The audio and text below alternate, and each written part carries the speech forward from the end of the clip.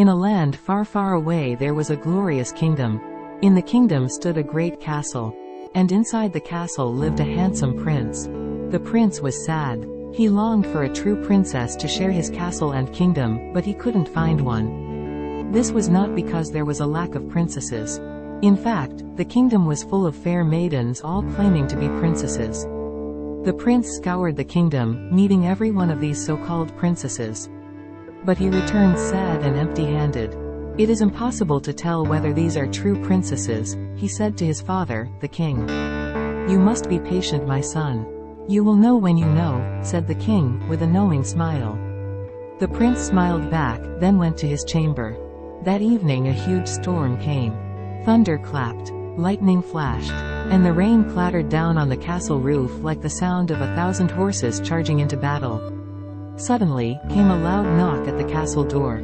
The king put on his robe and opened the door to find a cold, soggy young lady standing in front of him. "I am a true princess," she said. "Please can I have some dry clothes and a bed for the night?" The king let her in. "She says she is a true princess," said the king to the old queen mother. The queen mother didn't say a word. Instead, she thought to herself, "We'll soon see about that." She then handed the princess a nightgown and said, "Put this on while I prepare your chamber." The queen mother began preparing the chamber, but in a very peculiar way. First, she took the covers, sheets and mattress off the bed. Then she placed a single garden pea on the bedstead. And then she laid 20 mattresses on top of the pea, taking care to separate each layer with a soft eiderdown quilt. After this she replaced the bedclothes on the top mattress and said to the princess, "Your chamber is ready." The bed was now so high off the ground that the princess needed to climb a ladder to get into the bed. So the princess climbed up the ladder, got under the covers and blew out her candle. At breakfast the next morning the queen mother turned to the princess and asked, "My dear princess, how did you sleep?" "Oh, not at all well," said the princess. "I mean to say, I am extremely grateful for your kindness in putting me up for the night, but there seemed to be something ever so hard and uncomfortable under my mattress. I didn't sleep a wink." "My might," replied the queen mother, "is that so?"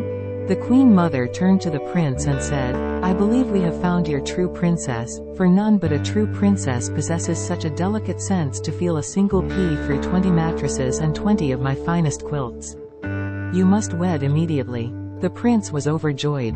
He turned to the princess and said, "Dear princess, would you do me the great honor of becoming my wife?"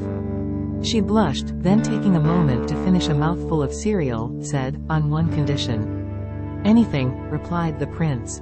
She looked at the prince with a cheeky grin and said, "That you promise, dear prince, that from this day forward any pea that should enter this castle is simply for eating, and not for sleeping upon." The prince looked back at her, chuckled and said, "I promise." The end.